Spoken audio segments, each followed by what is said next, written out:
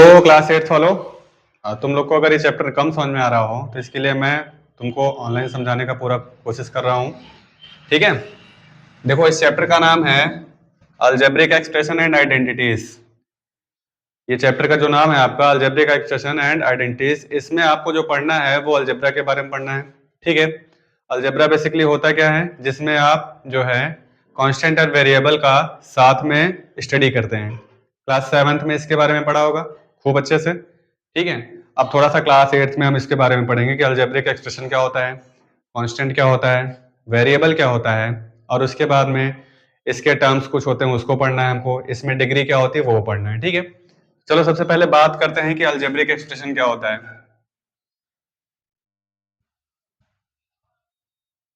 Algebraic expression, देखो ये चीज होता क्या है, क्लास 7th में तो इसके बारे में आपने अच्छे से पढ़ा हुआ है। अब क्लास 7th में नहीं पढ़ा है तो थोड़ा सा यहाँ ध्यान रख लीजिए। बेसिकली ये जो होता है algebraic expression, N algebraic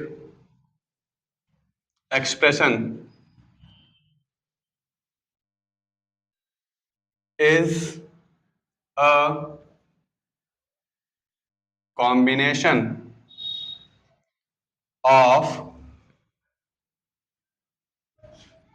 constant and variables connected by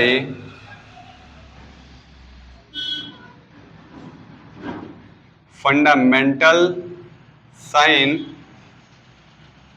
plus minus divide और इनटू। ठीक है, ये जो अलजेब्रिक एक्सप्रेशन होता है ये कॉम्बिनेशन होता है कांस्टेंट और वेरिएबल का, और ये जो कांस्टेंट और वेरिएबल होते हैं ये प्लस माइनस डिवाइड और इनटू से एक दूसरे से कनेक्ट रहते हैं। ठीक है, जैसे अगर आपको एग्जांपल इसका दिया जाए कि इसका एग्जांपल क्या हो सकता है, तो आपने इसके पहले फैक्टराइज खूब अच्छे से पढ़ा है। फैक्टराइज में क्या दिया गया, जैसे 5x² हो गया प्लस 7x हो गया प्लस 2 हो गया। ठीक है, देखिए इसमें कांस्टेंट भी है वेरिएबल भी है, कांस्टेंट भी है वेरिएबल भी है, कांस्टेंट है, और साथ ही साथ ये जो फंडामेंटल जो साइन होते हैं जैसे प्लस माइनस डिवाइड इनटू, उनमें से ये प्लस में सब क्या कहते हैं, सब प्लस से कंबाइन है। और इसके बाद अगर इनके बीच में देखिए तो 5 और x² के बीच में इनटू का साइन है, तो ये हमारा जो है एक अलजेब्रिक एक्सप्रेशन होगा। अब जैसे आपको अगर प्रॉब्लम हो रही है कि सर ये बताइए कांस्टेंट क्या होता है, तो कांस्टेंट वो होगा, ठीक है, जो भी आपकी न्यूमेरिकल वैल्यू होती है, न्यूमेरिकल वैल्यूज ही कांस्टेंट बोली जाती हैं। न्यूमेरिकल वैल्यूज में क्या क्या आएगा आपका, जैसे आप 1 से स्टार्ट करिए 2 3 4 ऐसे कर करके आप चले जाइए पूरा इनफाइनाइट तक, चाहे ये वैल्यू आप प्लस में ले लीजिए और चाहे माइनस में ले लीजिए, ये आपका बोला जाएगा कांस्टेंट। कांस्टेंट के बाद बात आती है वेरिएबल की। ठीक है, तो वेरिएबल क्या होता है, वेरिएबल जो होगा आपके जो 26 लेटर होते हैं इंग्लिश अल्फाबेट में, उन लेटर का आप जिस भी लेटर का आप उन लेटर में यूज कर दीजिए। ठीक है, जैसे मान लीजिए आप ए ले लीजिए, बी ले लीजिए, सी ले लीजिए, ऐसे ऐसे करके आप चाहे तो एक्स वाई या जेड, मतलब 26 लेटर जो आपके पास में होते हैं उन लेटर्स में भी किसी का अगर आप यूज कर रहे हैं अलजेब्रिक एक्सप्रेशन को दिखाने के लिए तो वो आपका बोला जाएगा वेरिएबल। ठीक है, तो हमने आपको बता दिया अलजेब्रिक एक्सप्रेशन क्या होता है, हमने आपको बता दिया ये आपका कांस्टेंट क्या होता है, हमने आपको बता दिया वेरिएबल क्या होता है। ठीक है, अब इसके आगे हम लोग डिस्कस करेंगे कि टर्म्स कैसे निकालते हैं हम लोग। कोई भी हमको अलजेब्रिक एक्सप्रेशन अगर दे दिया कि उसको टर्म्स कैसे हम निकालेंगे, ठीक है, अगर आपको टर्म्स आ गया तो कोई भी अलजेब्रिक एक्सप्रेशन है उसमें हम जो है डिग्री कैसे निकालते हैं। ठीक है, अगर आपको कोई अलजेब्रिक एक्सप्रेशन अगर दे दिया गया है तो उसमें हम पहचानेंगे कैसे कोई मोनोमियल्स है, कोई बाइनोमियल्स है, कोई टोनोमियल्स है या फिर कोई पॉलिनोमियल्स है। तो अब हम इसके बारे में थोड़ी डिस्कस करते हैं। ठीक है,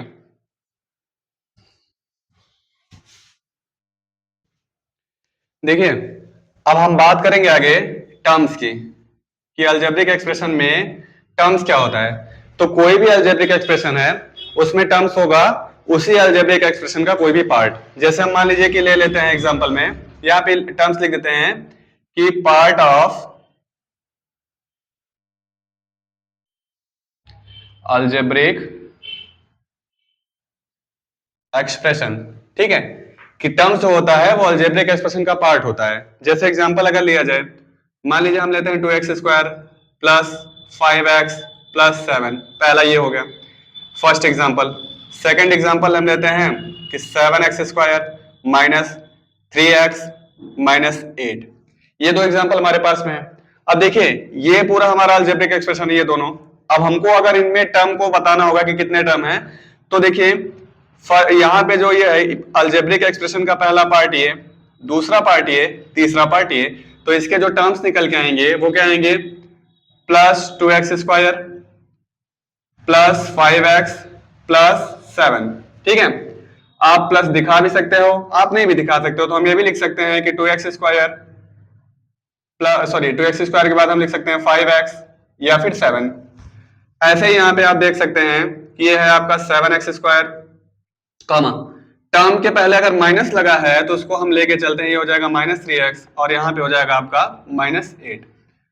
अब मान लीजिए अगर आपको थोड़ी बहुत इसमें समस्या हो रही है कि हमको नहीं समझ में आ रहा है, तो आप एक काम कर सकते हैं कि कोई भी आपको अलजेब्रिक एक्सप्रेशन अगर दिया गया है तो उसमें अगर आपको टर्म्स को अलग अलग करना है तो जहां भी प्लस रहेगा वहां आपको कॉमा लगा देना है। जैसे देखिए कि अगर यही वाला एक एग्जांपल अगर हम ले लेते हैं, एग्जांपल हम अगला लेते हैं, मान लीजिए हमारे पास है कि 5x² minus 6x plus 7।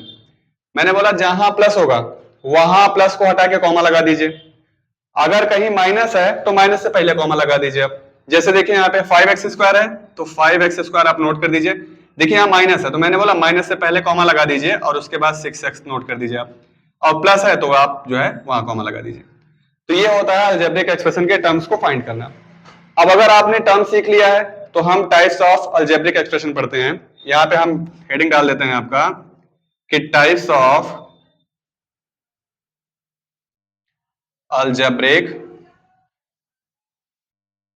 Expression. ठीक है, अलजेब्रिक एक्सप्रेशन के टाइप्स को पढ़ते हैं। बेसिकली कितने टाइप्स का हो सकता है ये अलजेब्रिक एक्सप्रेशन जो होता है, 4 टाइप्स में आपको डिवाइड किया जाता है। ठीक है, 4 टाइप्स में इसको डिवाइड किया जाता है। फर्स्ट नंबर होता है आपका मोनोमियल्स, मैं नोट कर दे रहा हूं यहाँ पे कि फर्स्ट नंबर ये है आपका मोनोमियल्स। सेकंड नंबर जो है ये आपका ये है बाइनोमियल्स। थर्ड नंबर जो आता है ये आता है आपका ट्राइनोमियल्स।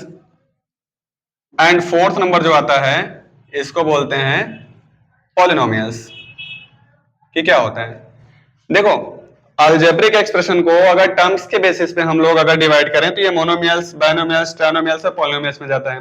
लेकिन अगर डिग्री के बेस पे डिवाइड करें तो ये भी 4 पार्ट में जाता है। पहले इसको डिफाइन करते हैं फिर आपको डिग्री वाला भी बता देते हैं। जैसे अगर बात की जाए मोनोमियल्स की, मैं यहाँ साइड में नोट कर दे रहा हूं। ठीक है, कोई भी अलजेब्रिक एक्सप्रेशन अगर आप लीजिए, अगर केवल सिंगल टर्म है, उसमें सिंगल टर्म है तो वो क्या बोला जाएगा, वो बोला जाएगा मोनोमियल्स। ठीक है, अगर उसमें 2 टर्म है, ठीक है, या फिर हम ये कह रहे हैं 2 टर्म्स लिख देते हैं यहाँ पे हम कि 2 टर्म्स है वहां पे, तो ये क्या हो जाएगा आपका, ये आएगा आपका बाइनोमियल्स में। अगर वहां पे 3 टर्म्स हैं तो 3 टर्म्स के लिए क्या हो जाएगा, ये आएगा आपका ट्राइनोमियल्स। और अगर 3 से ज्यादा है, ठीक है, अब ये नहीं कि 4 टर्म होंगे सर तो पॉलिनोमियल्स हो जाएगा, 5 हो गए तो पेंटानोमियल्स हो जाएगा, ऐसा नहीं होता है। 3 टर्म्स में ट्राइनोमियल्स और 3 से ज्यादा अगर आपको मिल गए तो ये किस में चला जाएगा, ये आपका चला जाएगा पॉलिनोमियल्स में। तो यहाँ पे हम लिख देते हैं कि मोर देन 3 टर्म्स। अगर 3 टर्म से ज्यादा हो गए, 3 टर्म से ज्यादा हैं, तो ये क्या हो जाएगा आपका, ये हो जाएगा पॉलिनोमियल्स। ठीक है, जैसे एग्जांपल यहाँ पे हम लिख देते हैं 5, अकेला टर्म है भाई, ये हो जाएगा मोनोमियल्स हमारा। हम लिख देते हैं 7x, अकेला है, ये भी हो जाएगा मोनोमियल्स। ठीक है, हम लिख देते हैं x², हम लिख देते हैं y की पावर 5, तो ये सब हमारे सिंगल टर्म में आएंगे। और अगर अकेला टर्म है तो ये क्या बोला जाएगा, मोनोमियल्स बोला जाएगा। अब बात करते हैं 2 टर्म्स बारे में। जैसे मान लीजिए हो गया कि 7x प्लस 5, तो एक टर्म यहाँ पे, एक तो यहाँ पे, 2 टर्म्स हो गया, तो ये हमारा किस में आ जाएगा, बाइनोमियल्स में आ जाएगा। एक हम लिख देते हैं x² माइनस 9, तो एक टर्म यहाँ पे, अगला वाला यहाँ पे, तो ये किस में हो जाएगा, ये भी बाइनोमियल्स में आएगा। इसी तरीके से बहुत सारे एग्जांपल हैं इसके।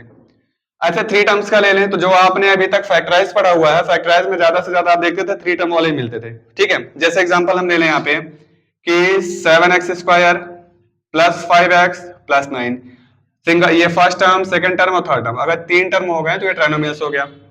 उसके बाद ले लेते हैं कि x plus y plus z, अलग अलग वेरिएबल हैं, ये भी 3 टर्म्स में आ जाएंगे। और इनमें से अगर कुछ भी एक आध तो बढ़ा के दे दिया गया आपको तो वो पॉलिनोमियल्स में आ जाएगा। जैसे अगर दे दिया जाए 7x की power 4, 3x square plus 4y plus Z, देखिए 1 2 3 4, 3 से ज्यादा टर्म हो गए, अगर 3 से ज्यादा टर्म वहां पे हैं तो ये हमारा किस में आ जाएगा, ये आ जाएगा पॉलिनोमियल्स में। ठीक है, अब ये तो हो गया बेसिस ऑफ टर्म्स, टर्म्स के बेसिस पे हम क्या अलजेब्रिक एक्सप्रेशन को कैसे हम बताते हैं। अभी ये है डिग्री के बेस पे भी, लेकिन डिग्री के बेस पे समझने से पहले आपको समझनी पड़ेगी अलजेब्रिक एक्सप्रेशन की डिग्री, वो कैसे हम निकालते हैं। तो चलिए उसको देखते हैं कैसे निकाला जाएगा।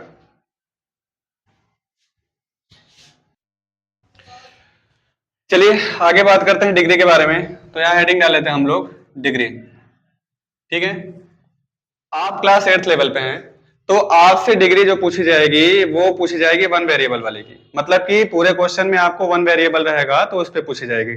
जैसे एग्जांपल में यहाँ पे लेते हैं हम कि डिग्री कैसे निकालते हैं। मान लीजिए हमारे पास एक पॉलिनोमियल्स है, ये पॉलिनोमियल्स है 5x square plus 7x plus 9, एक है हमारे पास में x की पावर 4 प्लस 7 x की पावर 2 प्लस 5, ये दोनों चीज हमारे पास में है और हमको निकालना है डिग्री।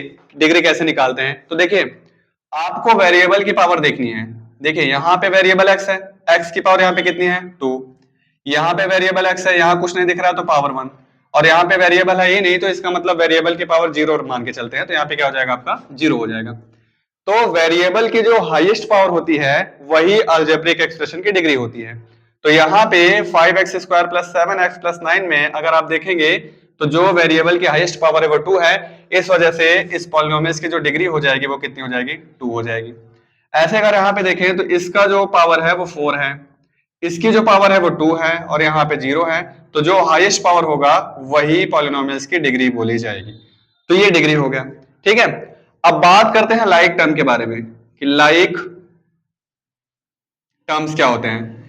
अब लाइक टर्म्स को जानना आपके लिए इसलिए भी जरूरी है क्योंकि जब आप अभी अलजेब्रिक एक्सप्रेशन का एडिशन सीखेंगे या हम कह रहे हैं कि सब्ट्रैक्शन सीखेंगे, मल्टीप्लाई सीखेंगे, डिवाइड सीखेंगे, तो वहां पे एडिशन और सब्ट्रैक्शन में लाइक टर्म की बहुत ज्यादा जरूरत पड़ती है।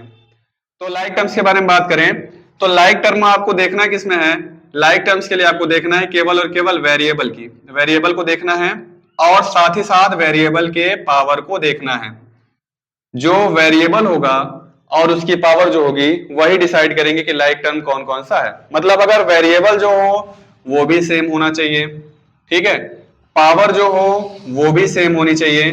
अगर वेरिएबल और पावर दोनों सेम है तो वो जो टर्म्स होंगे वो लाइक टर्म्स बोले जाएंगे। ठीक है, अगर वेरिएबल के पहले कोई नंबर है जिसको बोलते हैं हम लोग कांस्टेंट टर्म, तो उससे आपको घबराना नहीं है, चाहे नंबर जैसा हो चाहे साइन जैसा हो, उससे कोई उसका कोई इफेक्ट इस पे नहीं पड़ेगा। जैसे मान लीजिए एग्जांपल लेते हैं, जैसे ले ले हम कि 5x square plus 9x plus 6x square minus 2x। ठीक है, अब अगर इसको एग्जांपल में मानते हुए अगर आपसे पूछा जाए कि चलिए सर बताइए इसमें लाइक टर्म्स क्या है, तो लाइक टर्म्स को देखने के लिए आपको मैंने बोला क्या कि वेरिएबल सेम देख लीजिए और पावर सेम देख लीजिए। देखिए यहाँ पे वेरिएबल तो सब जगह x ही लगा हुआ है, लेकिन जो पावर है वो अलग अलग है। तो यहाँ पे देखेंगे यहाँ पे पावर 2 है, यहाँ पे 1 है और यहाँ पे पावर 2 है, तो जो सेम वेरिएबल हो और पावर भी सेम हो तो उनको लाइक टर्म्स माना जाता है। मतलब कि ये आपका हो जाएगा जो 5x है 5x स्क्वायर और 6x स्क्वायर, ये आपका लाइक टर्म में आ जाएगा। प्लस का साइन है तो लगा लीजिए, और ये जो 9x है मतलब हमको वेरिएबल देख रहा है यहाँ भी x यहाँ भी x, तो हम इसको एक तरफ लिख सकते हैं, तो ये हमारा हो जाएगा लाइक टर्म्स हो जाएगा। ये तो मैंने प्लस और माइनस के फॉर्म में दे दिया। मान लीजिए अगर आपके बुक में कॉमा भी करके दे तब भी आपको सेम ये जो मैंने आपको बताया यही आपको फॉलो करना है। वहां पे भी आपको क्या देखना है, वेरिएबल ही देखना है और उसका पावर ही देखना है। ठीक है, तो ये हो गया आपका लाइक टर्म्स। अब चलिए कुछ क्वेश्चंस लगाते हैं इसके बारे में